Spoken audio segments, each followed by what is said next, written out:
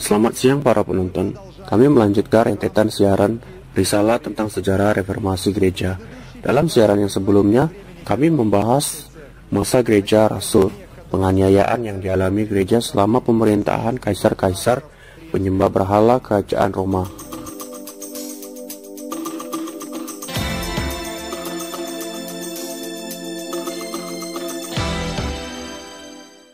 Kita tidak akan dapat mengerti apa sebenarnya yang dilawan para kaum Protestan dan Reforman pada abad-abad selanjutnya, apabila kita tidak menyelusuri jalan permutatan gereja Kristus yang murni sebelumnya. Pada abad pertengahan gereja itu berubah menjadi perserikatan agama politis yang kuat. Karena itu mempersatukan dalam dirinya baik pedang kaisar maupun pedang rohani. Raja-raja dunia gemetar di hadapan kedahsyatannya. Hari ini kita melanjutkan perjalanan sejarah kita. Seiring perjalanan waktu, kepausan memperkuat diri dengan kokoh di Eropa Barat. Kota Kaisar dipilih sebagai pusatnya, dan dimulailah kebangkitan uskup Romawi melampaui semua dunia kekristenan. Demikianlah Roma penyembahan berhala berubah menjadi Roma kepausan. Pada waktu itu, yaitu di abad-abad kelima setelah Masehi, adat-adat penyembahan berhala mulai menyeludup dan menjadi kokoh secara resmi ke dalam kekristenan yang sudah diakui secara terbuka.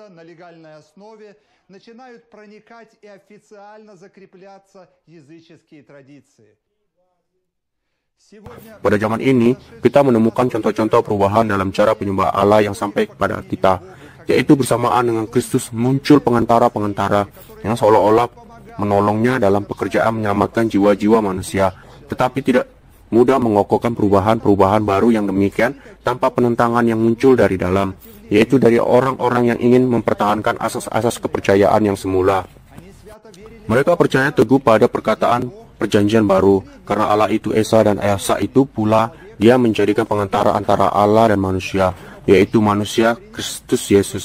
Sesuatu perlu dilakukan supaya menanamkan kepada orang-orang perubahan-perubahan baru itu dan membentuk perubahan itu dalam rupa penetapan ilahi. Di samping utara Bukit Capitolino, yaitu di tengah Roma, terletak gereja Santa Maria Aracoeli. Di sini tersimpan relik Santa Elena, ibu Konstantinus, yaitu kaisar Kristen pertama. Menurut legenda, Kaisar Agustus ketika mengetahui bahwa waktu hidupnya yang tersisa sudah tidak banyak, dia memutuskan untuk datang ke Sevelia, nabi wanita, dan menanyakan kepadanya siapakah yang menjadi penggantinya.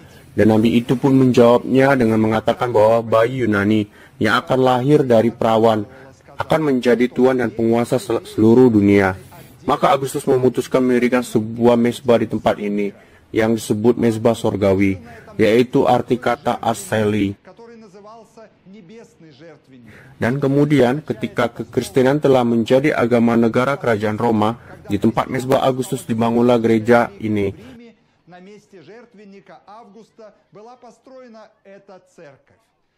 Sekarang gereja ini disebut Gereja Perawan Maria Aracoeli.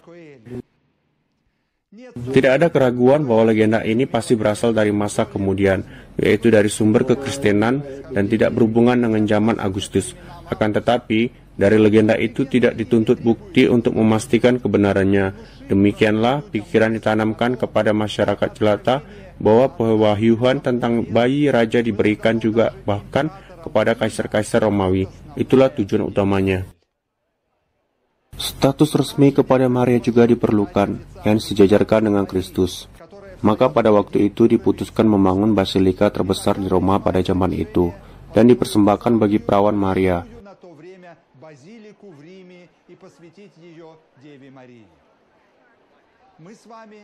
Kita sedang berada di hadapan Basilika Santa Maria Maggiore. Santa Maria Maggiore berarti gereja perawan Maria yang terutama.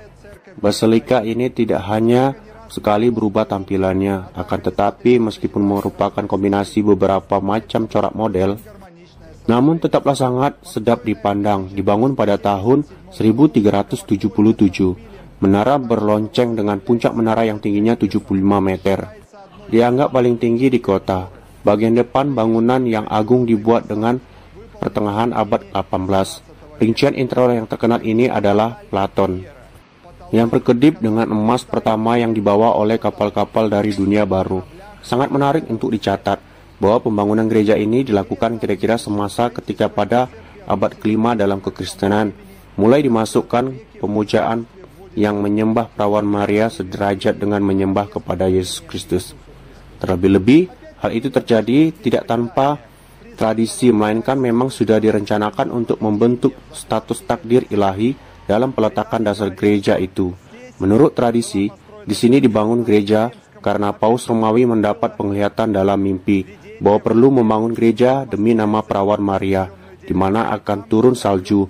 Pada bulan Agustus, turun salju di tempat ini, maka dibangun basilika ini yang adalah salah satu dari basilika terbesar Kristen di dunia, yang dibangun demi nama Ibu Kristus. Pembangunan gereja ini yaitu Gereja Santa Maria Maggiore terjadi pada waktu yang sama dengan Konsili Ekumenis di kota Efesus tahun 431. Pada konsili itu, perawan Maria diangkat pada kedudukan orang-orang kudus, sehingga di setiap gereja diumumkan pemujaan pada Maria. Perhatikanlah gambar penyaliban ini, di mana di satu sisi disalib Yesus Kristus, dan di sisi lainnya pada salib yang sama disalib juga perawan Maria. Hal ini menyatakan bahwa perawan Maria diberikan status ilahi sederajat dengan Juru Selamat.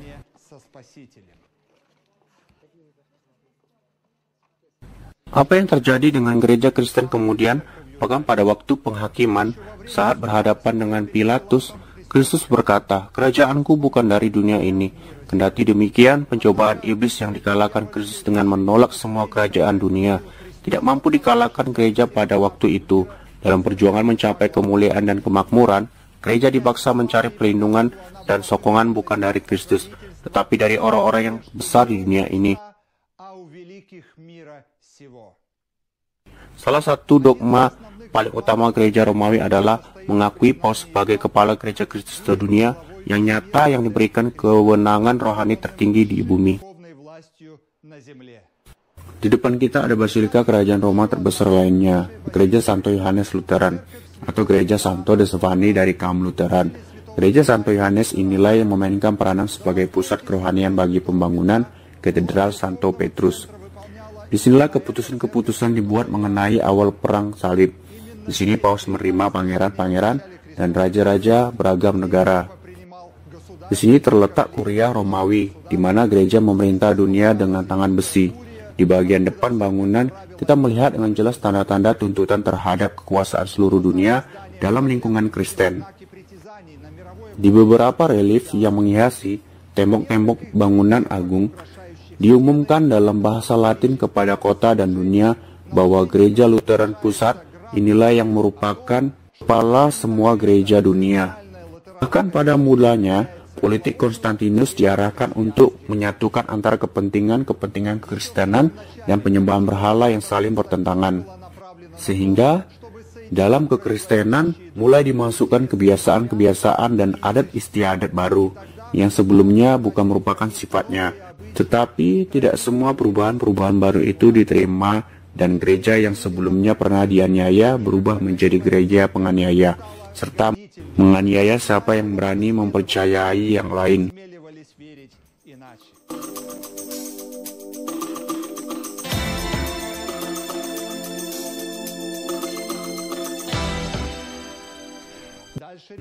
Lalu gereja Roma mengambil selangkah lagi dalam perjalanan peninggiannya, yaitu ketika pada abad 11 Paus Gregorius VII mempermaklumkan tentang infalibilitasnya. Salah satu ketentuan yang dikemukakan berbunyi bahwa gereja tidak pernah tersesat dan tidak akan tersesat. Bahkan sebelum penetapan kepausan, angan-angan filsaf penyembah berhala menarik perhatian dan mempengaruhi gereja. Demikianlah, ke dalam kepercayaan Kristen penyeludup gagasan-gagasan yang diadopsi, yang terutama diantaranya ialah kepercayaan kepada kekekalan alami manusia dan kerja kesadaran setelah kematian. Inilah dasar di atas mana kerajaan Romawi menetapkan doa-doa syafaat kepada orang saleh dan pengalahan perawan Maria. Dari sini juga muncul persepsi tentang penyiksaan abadi yang menjadi bagian dari pernyataan kepercayaan. Demikianlah terbuka jalan untuk menerima khayalan kafir yang lain, gagasan tentang purgatorium yang menimbulkan ketakutan pada orang banyak yang mudah tertipu dan yang percaya kepada takayul. Namun dalam situasi itu diusulkan untuk melindungi diri. Dengan cara apa? dengan membeli indulgensi. Kamus bahasa asing menguraikan kata ini demikian. Arti kata indulgensi dari bahasa Latin berarti ketoleranan, berbelas kasihan. Juga surat penghapusan dosa yang diberikan oleh gereja atas nama Paus Romawi sebagai ganti uang atau hala tertentu terhadap gereja. Pelaksanaan inilah yang akan memainkan peran yang menentukan masa depan nasib gereja. Karena memperkaya diri dengan cara menjual pengampunan dosa manusia yang mana belum pernah terjadi sebelumnya, maka kelak gereja harus membayar kembali dengan harga mahal. Paus juga dianugerahkan gelar ilahi. Dia dinamai Tuhan Allah Paus dan dianggap tak berdosa. Dia menuntut semua orang menghormatinya. Dalam firman Tuhan, tidak ada bahkan petunjuk kecil sekalipun tentang pengangkatan seseorang menjadi kepala gereja. Dalam Perjanjian Baru, gereja disebut sebagai tubuh Kristus, yang kepalanya adalah Kristus Yesus, yang sendiri berkata, "Engkau harus menyembah Tuhan Allahmu dan hanya kepada Dia saja engkau berbakti." Matius 4 ayat 10. Pengajaran tentang kekuasaan berdaulat Paus bertentangan dengan kitab suci dan kelak akan menimbulkan banyak keraguan-raguan pada orang-orang yang menyelidiki Alkitab secara lebih mendalam. Peristiwa inilah yang akan berperan istimewa pada zaman reformasi, yaitu ketika bukan Paus, melainkan Alkitab yang akan diakui sebagai kewenangan tertinggi. Anda sedang melihat di layar-layar Anda salah satu basilika utama dunia kekristenan yang menjadi objek dan tujuan ziarah selama berabad-abad, dimulai dari zaman Kaisar Konstantinus hingga pembangunan Katedral Santo Petrus. Katedral itu dibangun di tempat eksekusi Rasul Paulus dan disebut San Pavlufor le Muro, yang berarti Gereja Santo Paulus di luar tembok kota.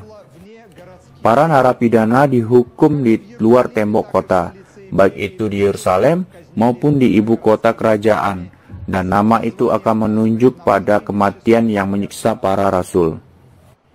Bait suci ini merupakan bait terbesar di dunia setelah Basilika Vatikan yang lebih dikenal sebagai Katedral Santo Petrus. Disinilah di bagian altar terletak monumen Rasul Paulus. Basilika ini dipesan oleh Kaisar Konstantinus pada abad keempat dan kemudian diperluas pada zaman Kaisar Valentinus II. Dan basilika ini merupakan salah satu tamasya dan tempat ziarah bagi seluruh dunia kekristenan hingga abad 16. Ketika kemuliaan Katedral Santo Petrus memudarkan kemuliaan bait suci ini, sampai abad 16 pada halaman dalam Basilika Santo Paulus, di belakang tembok Roma berkumpul sejumlah besar peziarah yang ingin menyembah monumen Rasul yang terkenal ini. Dan sekarang pun di tengah halaman berdiri tugu peringatan bagi Rasul Paulus, di mana ia ditampilkan sebagai pahlawan iman yang teguh dengan Alkitab di tangan, yang dipegangnya di tangan kiri dan pedang iman di tangan kanan. Ini merupakan perwujudan iman dan kepercayaan pada Tuhan sekalipun dalam keadaan apapun. Kita melihat bahwa gereja-gereja menghabiskan banyak dana untuk membuat para peziarah terkesan. Ke tempat ini, orang dari segala penjuru bumi datang. Orang-orang melihat potret-potret semua paus Romawi yang berganti satu dengan lainnya, dan potret-potret terdapat dalam corak hiasan sepanjang tingkat atas di atas pilar-pilar bagian tengah pusat.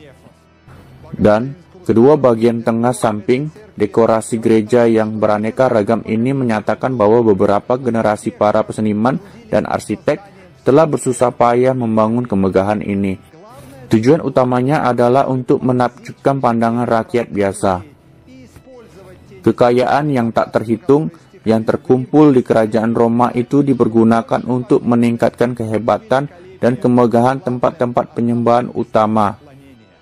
Sungguh pun terkadang sebagian besar peziarah adalah kalangan miskin, namun semua ini dibenarkan oleh gagasan bahwa diperlukan mempersembahkan segala yang terbaik kepada Kristus, sebab Dia layak untuk segala-galanya.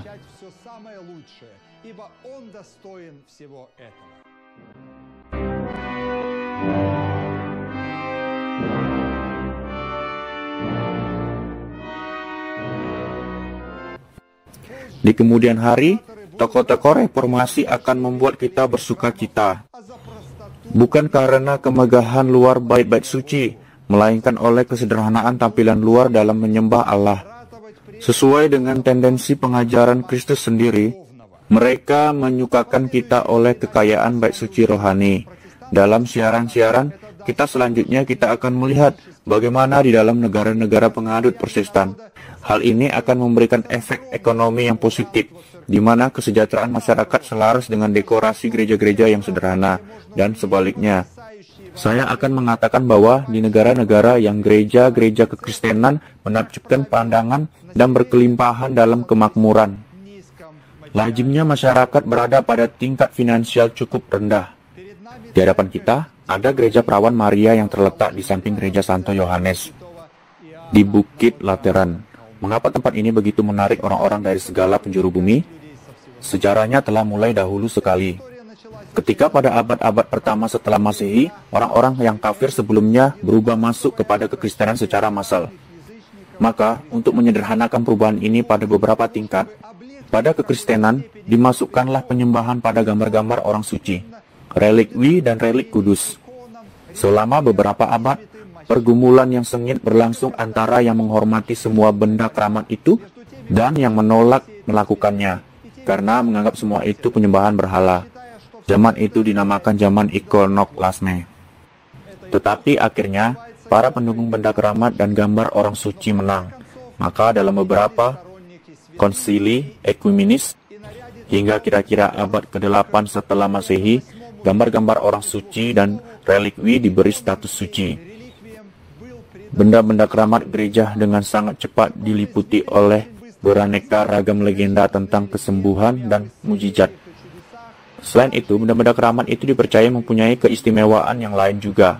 Kapel Perawan Maria ini dikenal karena di dalamnya terletak tangga kudus atau Scala Santa. Tangga ini disebut juga tangga Pilatus, yang anak tangganya dibawa kemari dari Yerusalem menurut legenda. Ibu Kaisar Konstantinus yaitu Elena melewat ke Yerusalem pada abad tahun 300 setelah kejadian-kejadian Golgota. Secara menakjubkan menemukan anak-anak tangga itu yang dilewati Yesus ketika ia digiring ke pengadilan Pontius Pilatus. Ibu itu pun membawanya ke kerajaan Roma. Menurut anggapan, bila seorang menaiki ke-28 anak tangga Pilatus itu dengan berlutut dan membaca sebuah doa di tiap anak tangganya, maka ia dapat meluputkan kerabatnya yang telah mati dari purgatorium.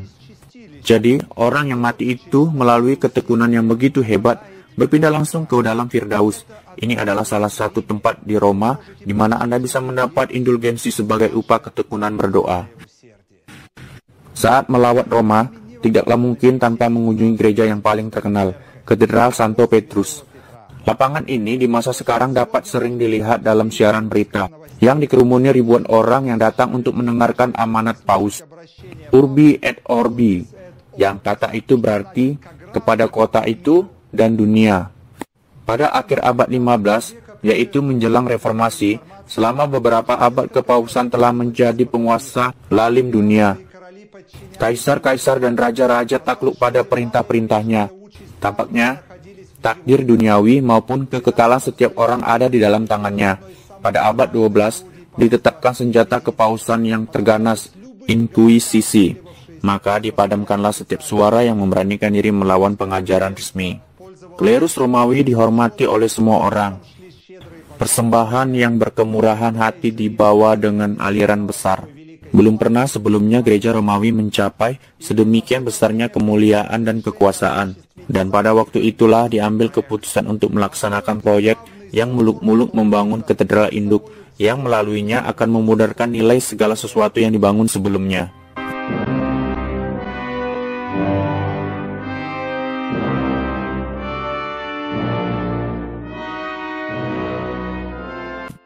Di hadapan kita ada gereja Kristen terbesar dunia, Katedral Santo Petrus di Roma. Di sini, gereja pertama yang didedikasikan kepada Petrus dibangun bahkan sejak masa Kaisar Konstantinus, yaitu pada pertengahan pertama abad keempat dan berdiri selama kurang lebih 1000 tahun. Maka, pada abad 1452 dimulai pembangunan katedral baru.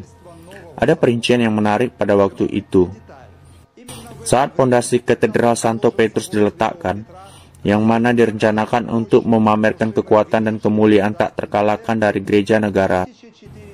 Di tahun 1454 di kota Jerman, Mainz Johannes Gutenberg mengeprint oplah Alkitab pertama dengan cara percetakan. Peristiwa ini akan memainkan peran yang istimewa di zaman reformasi.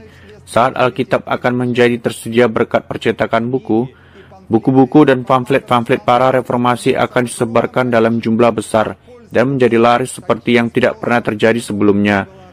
Tentu saja tidak seorang pun akan mampu menghentikan penyebaran buku cetak, tetapi semua itu akan terjadi beberapa waktu kemudian. Tetapi pada tahun 1506 dimulai tahap baru dalam pelaksanaan proyek yang muluk-muluk itu. Supaya katedral itu terselesaikan, banyak sekali uang yang diperlukan untuk hal ini. Maka di seluruh Eropa Barat disebarkan perdagangan indulgensi. Dan peristiwa inilah yang telah memainkan peranan penting dalam sejarah reformasi. Sebab peristiwa inilah yang menyebabkan kemunculan gerakan yang pada zaman ini dikenal sebagai aliran agama Protestan. Katedral Santo Petrus patut diceritakan lebih terperinci.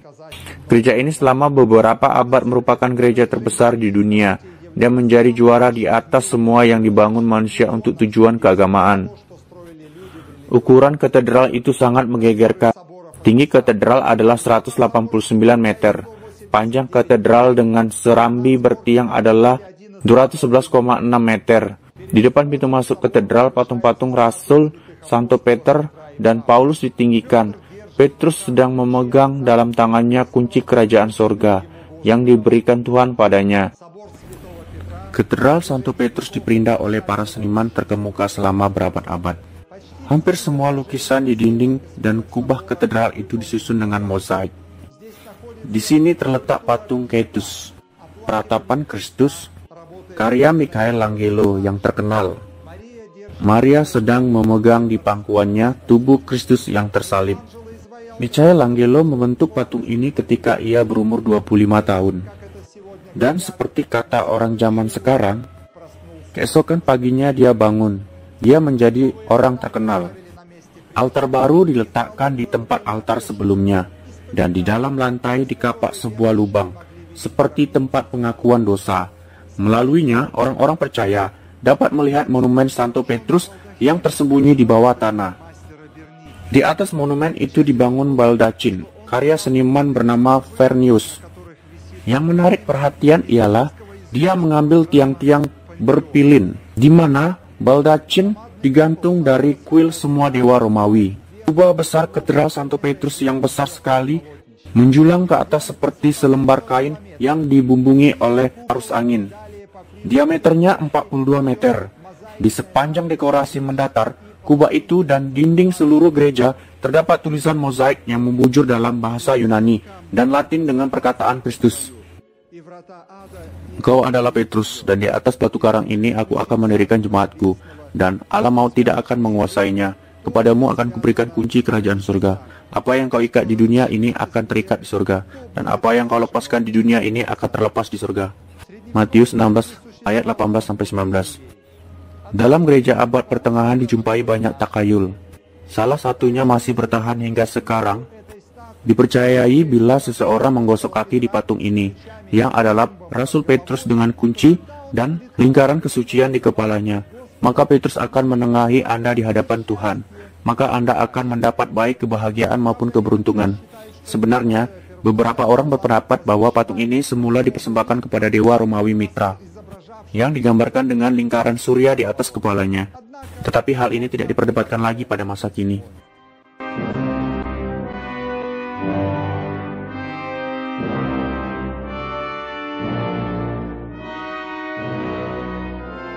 Kilauan tengah hari dari kekuasaan kepausan ini merupakan kegelapan tengah malam bagi dunia. Bukan hanya rakyat yang tidak mengetahui kitab suci, bahkan para imam pun tidak memahaminya. Pada abad ke-13, dalam konsili Lutheran, Alkitab dilarang dibaca awalnya oleh kaum awam, kemudian juga kleus. Seperti orang-orang Farisi pada masa lampau, pemimpin-pemimpin rohani membenci cahaya yang mengungkapkan dosa-dosa mereka. Keadaan dunia di bawah kuasa yang demikian merupakan pengenapan perkataan-perkataan Hosea yang mengerikan dan mengherankan. Umatku binasa karena tidak mengenal Allah. Karena engkaulah yang menolak pengenalan itu, maka aku menolak engkau. Dan karena engkau melupakan pengajaran Allahmu, maka aku juga akan melupakan anak-anakmu. Tidak ada kesetiaan, dan tidak ada kasih, dan tidak ada pengenalan akan Allah di negeri ini. Hanya mengutuk, berbohong, membunuh, mencuri, berzina, melakukan kekerasan dan penumpahan darah menyusul penumpahan darah. Hosea 4 ayat 6, 1-2. Selama ratusan tahun, Eropa tidak mencapai perkembangan apapun dalam bidang ilmu pengetahuan, kesenian maupun kebudayaan. Kekristenan diserang oleh kelumpuhan moral dan rohani. Demikianlah, penyembahan Kristus yang seperti itu memuaskan tidak banyak orang sama sekali. Dan bahkan di saat yang kejam dan penuh takayul itu, terdapat orang-orang yang bahkan walaupun terancam oleh kematian, namun masih memberanikan diri mempertahankan kemurnian kebenaran Injil, yang tidak dicemari oleh adat istiadat dan ketetapan-ketetapan manusia. Untuk kebaktian mereka menggunakan Alkitab dan memberanikan diri melawan raksasa ini, yang tampaknya tak terhancurkan. Gereja negara orang-orang yang demikian adalah kelompok Katalisme, Albigensis dan Waldens. Mereka adalah orang-orang yang menyampaikan estafet lari beranting reformasi itu kepada Bapak Protestan abad 16. Siapakah orang-orang itu? Apa yang mereka percayai? Dan bagaimana nasib mereka? Hal itu akan saya ceritakan pada siaran kami selanjutnya.